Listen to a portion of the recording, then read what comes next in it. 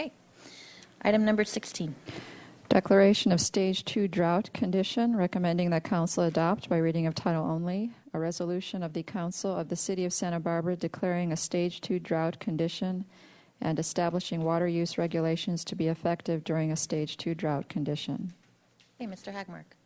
All right, Madam Mayor, council members, my name is Joshua Hagmark, the Acting Water Resources Manager. I'm here today to present the Stage 2 drought declaration and staff's recommendation.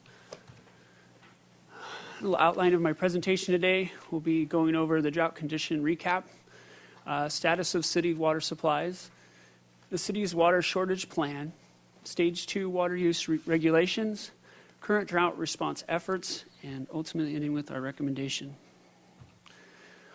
As many of you may recall, on January 17th, the state declared a drought emergency.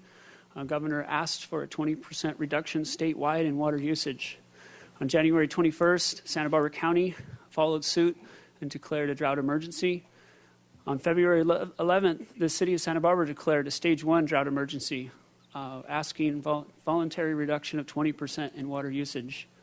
And then on April 25th, the state issued a second drought emergency proclamation, further emphasizing the need to reduce water usage, citing Sierra snowpack at 16% of normal. So here we stand, finishing the 2014 winter. There's no significant rain projected anytime until next winter. So it's good to say we've seen what we're going to see for the most part this year. And given that we used the majority of our water in the summer, we felt it prudent to kind of start planning and moving forward with the Stage 2, ratcheting up the need to conserve over the summer. Many have been talking about the El Nino cycle for next winter, but just to clarify, that does not guarantee rainfall. I think to kind of clarify for those, because it seems to have come up a lot, the El Nino cycle, what it does is when it rains, we find that we'll get more moisture out of the rain, typically on average 16% more moisture from an El Nino year than a non-El Nino year, El Niña. However, what we've seen over the last 3 years is basically a high pressure sitting off the coast of California, pushing storms around California. And so in that case, it won't matter if we're in an El Nino. If the storms aren't coming through, they're not dumping the moisture, and so we're not going to see any benefit from an El Nino cycle. The combined rainfall from the last years at Gibraltar are the driest on record, and that goes a long ways back, 94 years of records up at Gibraltar. So we're talking significant numbers here.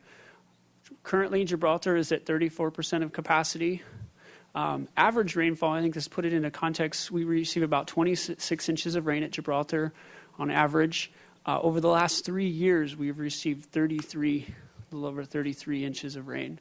So basically 1 year of rain over the last 3.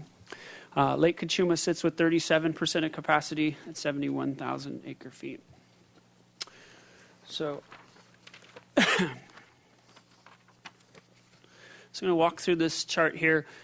Basically, the green line is what we had projected at the beginning of the year would be the usage of the community, and that's based on historical usage, water usage. Stage 1, when we declared the Stage 1 target, that was the 20% reduction. That dotted line is where we're looking to get with our water usage, and the red line is what we're actually at. And when I reported last month, we had some great news. Usage in March had dropped 12% below planned, which is very optimistic. However, recent data is showing that has kind of fallen off, and we're only 5% below planned, kind of emphasizing that we need to take further steps to really help the community get to that 20% goal. I've showed this chart over and over, but I feel like it's worth walking through what exactly it means. This is our current supply strategy based on the conditions that we've seen over the last 3 years. During this plan, we assume no more reservoir inflows. We assume no more state water deliveries. And what you'll notice, we're currently in year 3 of 2014. We're asking currently, that red section up there is conservation that we're asking for from the community. But next year, we currently have enough supplies right now to get us through this year. But next year is when we're going to have a shortfall, and that's why we're asking for the 20% reduction, particularly to address next year. We have been actively pursuing supplemental water through water purchases, and I'll be talking about it in a minute, but have been successful at finding some water for next year. So where it kind of leaves us is, if this community can reach the 20% goal, we have sufficient supplies to get us through next year. And with this planning, we're going out into year 5. We currently haven't secured the necessary water for year 5, but we're actively pursuing it. And then year 6, if these dry conditions continue to exist, we will need desalinated water in year 6. And we are currently, as we reported on May 6th, moving forward with that process to restart the facility. So the supplemental water that I just made mention to, the state water project, which most of you have heard, the allocation has been dropped to 5%.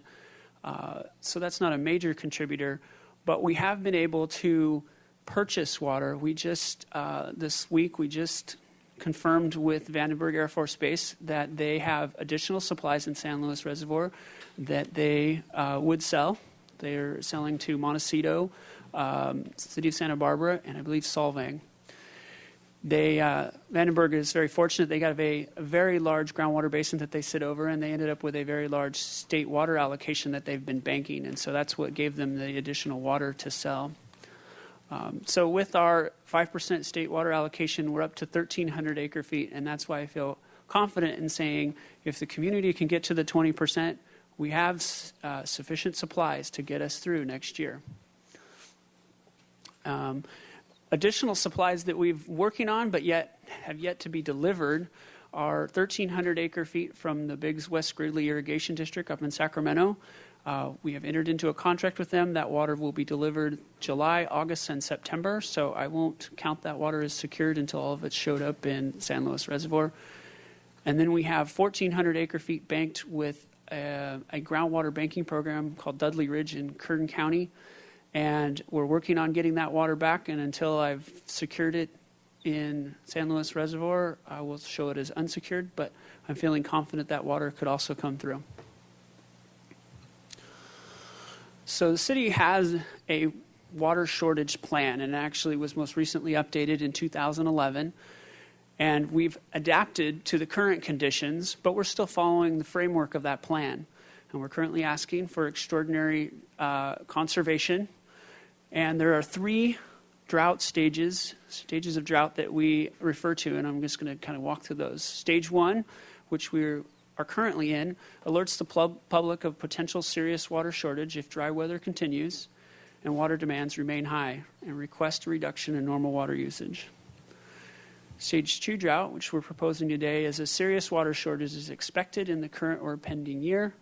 Drought-based water rates will be looked at, and mandatory water use restrictions considered.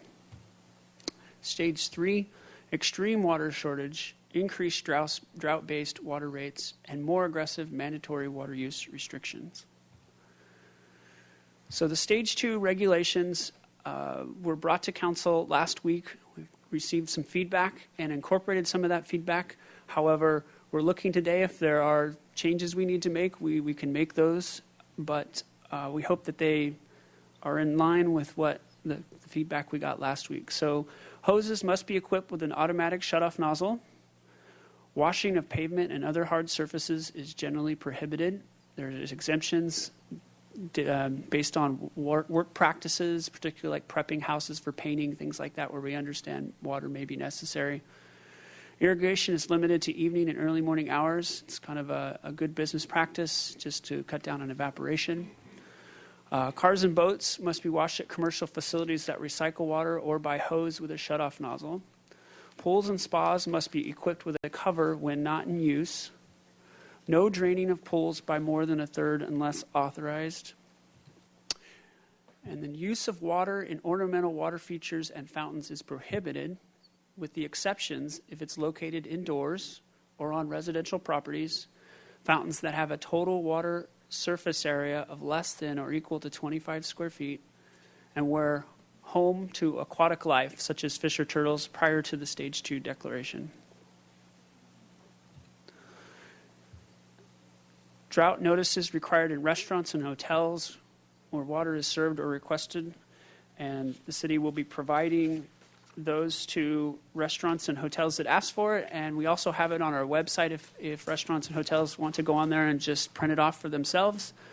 Depends on what they're looking for.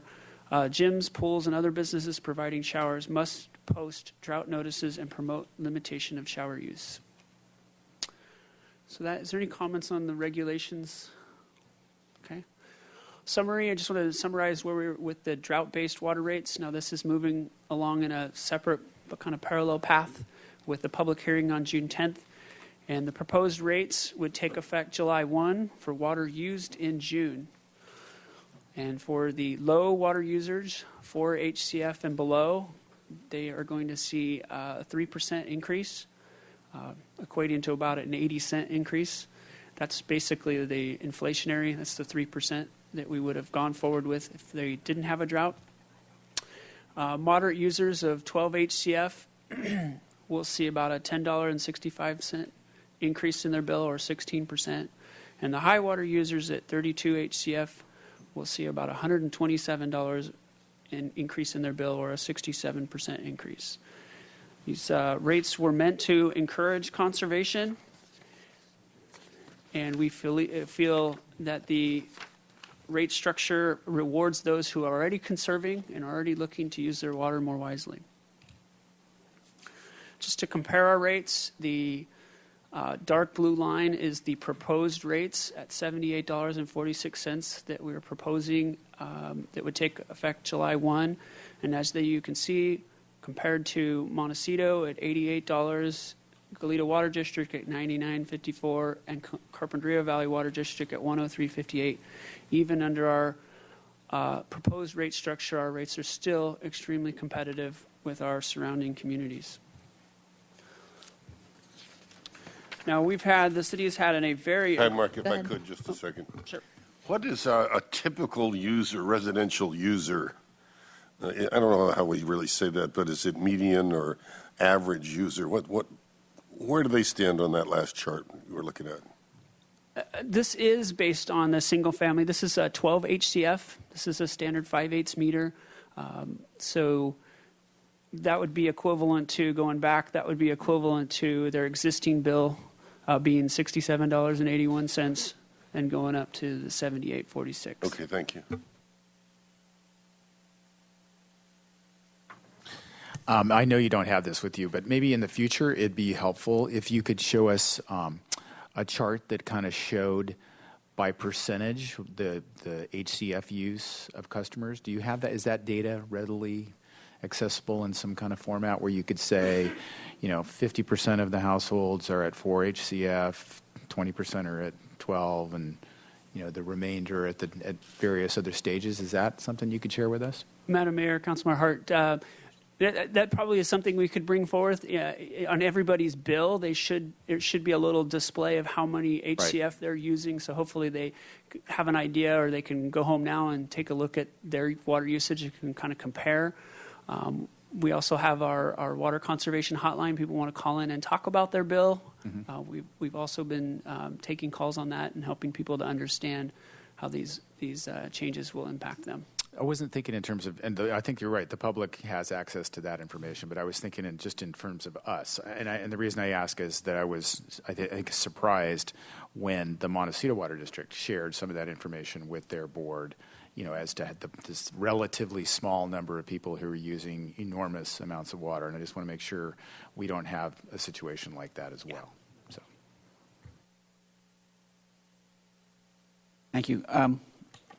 I could picture some kind of chart that's showing obviously we have the summer use and the winter use, and that's going to be a widely differing number. But how many house months do we have where we're over the 12? Mm-hmm. Would be one sort of slice through it that would be helpful. But sort of for not only for us at the city, but we have the press here, we have people watching, and obviously as the water issue gets to be more closely watched, for people to see and for us to learn how this is, how many person months, for example, is this 16% increase going to affect, and how many are in the 30 range, which is what Mr. Hart's talking about, which is not in Montecito would be a sort of barely camping out kind of a number, but in Santa Barbara is a significant water user. So anyway, some of that information, and I expect that could be developed as a few presentations for us to learn about.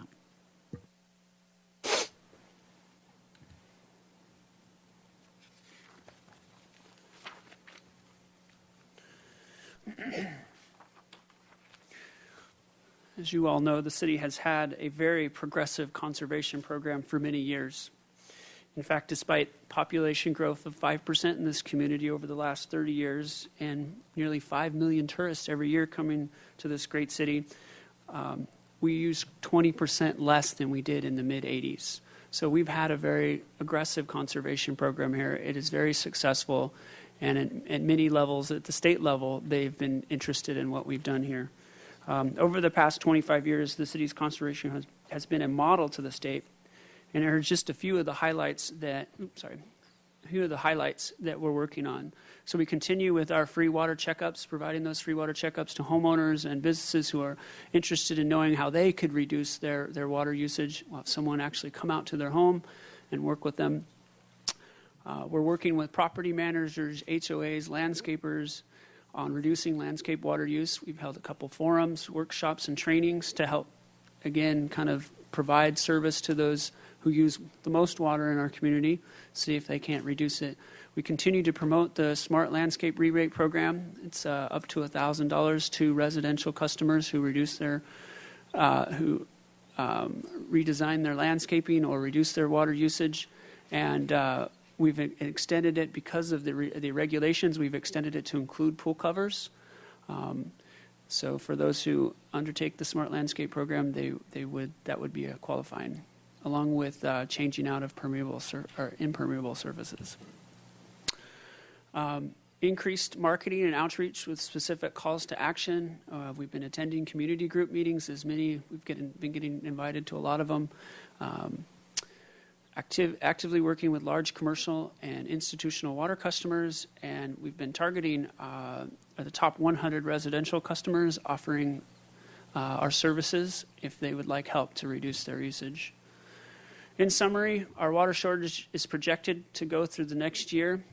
We've had unprecedented drought conditions. We've been working diligently to secure water and preserve the water supplies that we have and promote extraordinary water conservation.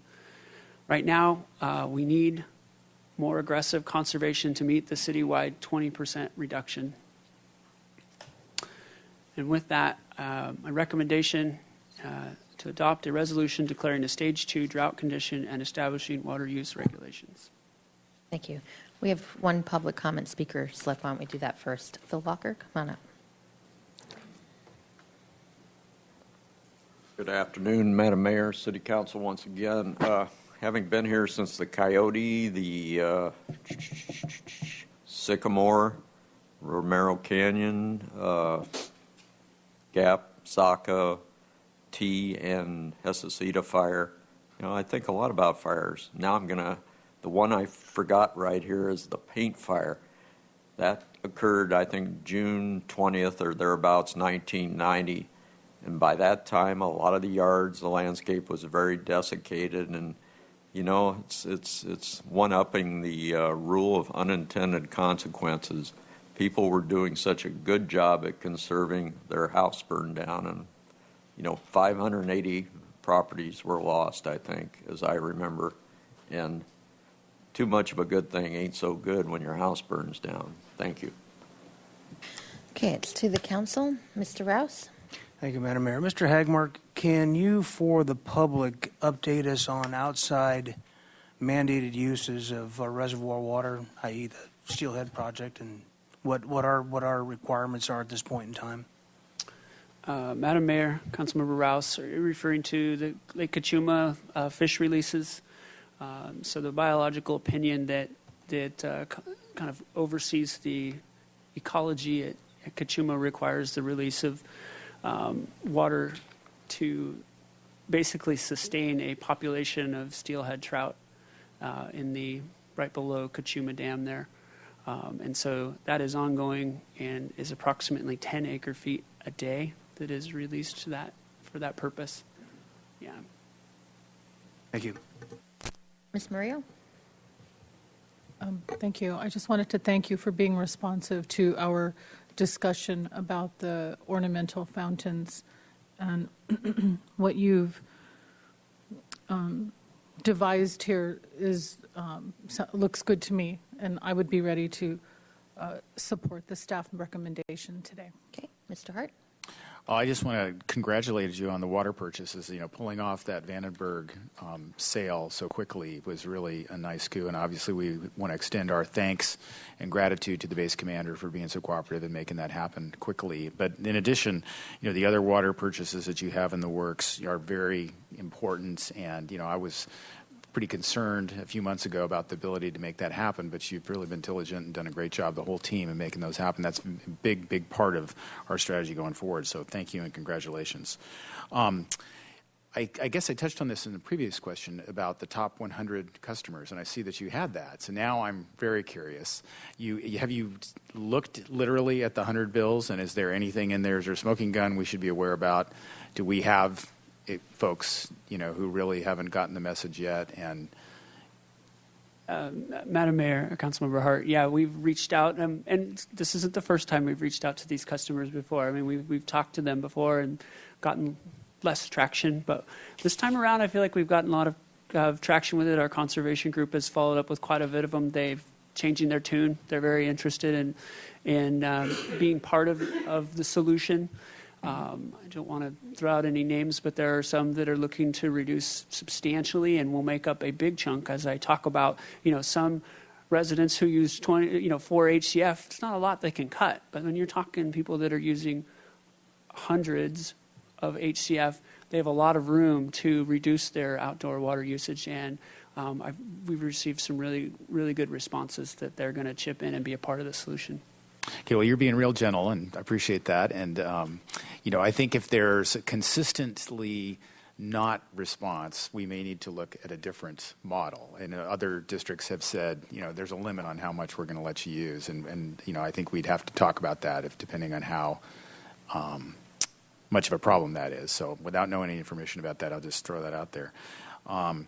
We had talked previously, too, about a more aggressive water conservation strategy, and one of the issues was the model tool that you needed to have to look at rates and what that might mean, and I imagine that work's ongoing. And I just want to say I was at the Riviera Association, and is it Madeline? Did an absolutely spectacular job of explaining a very complicated thing in only 8 minutes. That was all the time that was allotted to her, but she covered a tremendous amount of time, and I thought that was very impressive. But I'd like to know more, I think, at a future date as to where you are with the modeling effort for a more aggressive, subsidized conservation strategy that might, you know, take things to a different level with more tools. So at some point, when are we coming back for the next regularly scheduled update? I was planning to continue to come back monthly unless I hear otherwise. So it would be a month from today. This is that monthly check-in, or is this an off-cycle check-in? It'll be about a month from today. Okay, yeah, well, I guess that will work on that kind of time frame, too. I think that's all I had. I think what we did kind of summarize, and we can definitely follow up with more information, but that spending significant amount of money on conservation, more than we're already spending, had a benefit, but the benefit really came more in the outer years for the benefit, not specific to this the next few years. And that was the challenge, and we can certainly revisit that and talk about what that means again. But the conservation, dumping significant amounts of money in conservation really has that long-term benefit. That accumulative, every year after year, being able to reduce the community's overall water needs. It didn't have a big, huge benefit for the short term. The short term, the best thing to do is to let those lawns die, to let that stuff that isn't critical, let it go, and then come back and we can talk about getting rebates to help you replant in a much more water conservation friendly manner. Well, just judging from the experience at the Riviera Association and the receptivity to that, I think there's going to be, in very shortly, a different perception of all this and a different openness to doing things. And there will be a receptive audience to information about what people should do if they are going to let their lawn go. And I think it'd be comforting to them to know, this is where I'm going with letting my lawn go, rather than just kind of being in that nebulous place. So I don't know how that fits into what you're planning in terms of communication strategies, but just the conversation that I heard from people, they were, I think they were getting ready to say, yeah, we're just going to let the lawn go, and not necessarily want to put it back. And so having them work toward that right solution with as much help as you folks can offer is a big part of this long term. Mr. Hotchkiss? Thank you, Madam Mayor. Yes, Madeline did a very nice job of presenting to the Riviera Association some bad news in the brightest, cheeriest way I could imagine. Must have been a great teacher, you would have been. So we're talking about models and all this stuff. So just let's imagine that we are not successful in our 20% reduction. What further steps, in addition to sizable rate increases, might we be talking about, looking back on history to the early 90s? Can you give me anything, flush your toilet once a week? I mean, what is it? Madam Mayor, Councilmember Hotchkiss, I think if we start to see that the community is not responding to the 20%, I think the council will want to talk about changing up the rates first. That'd probably be that's been the most effective in the past. However, if things continue, we'll start talking about what limited outdoor landscape watering. So basically targeting the remainder of the fountains that we didn't capture in this and the actual remaining grass that we're continue to water. And I think that's a discussion that we'll want to have probably at the end of next winter. But if things don't turn around as we move forward, I think the rates is probably where we'll want to be discussing ways to get people there. Have we ever said don't water your grass in the past? Can we? Yes. The Stage 3 declaration last time, no outdoor watering of your lawn. Because one of the criticisms of the council at the Riviera Association, where I was also present, was, well, you all haven't educated us enough. So that's kind of what I'm trying to do here now, is to let people know how extreme it could get if we don't get real serious right now. All right, thank you. Mr. White? Thank you, Madam Mayor. And I, too, want to thank staff for the yeoman's duty that you're doing and will be continuing to do over the next, at least the next 6 months, hopefully only 6 months, but who knows how long. And that I think we are teed up well to it's a series of option plays that we have in front of us, with clearly the biggest option being the desal, and that's a big investment that the city is making on something that we hope isn't needed.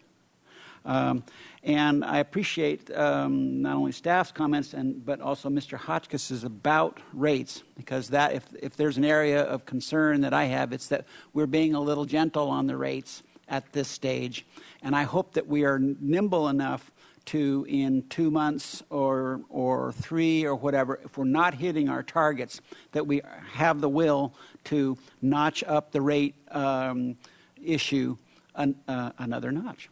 I just feel that is a place where conservation can be done on a voluntary basis. It's the regulatory side of things is a bummer, and it doesn't work nearly as well. It doesn't engender the same spirit. So I hope that, I appreciate we're having monthly updates.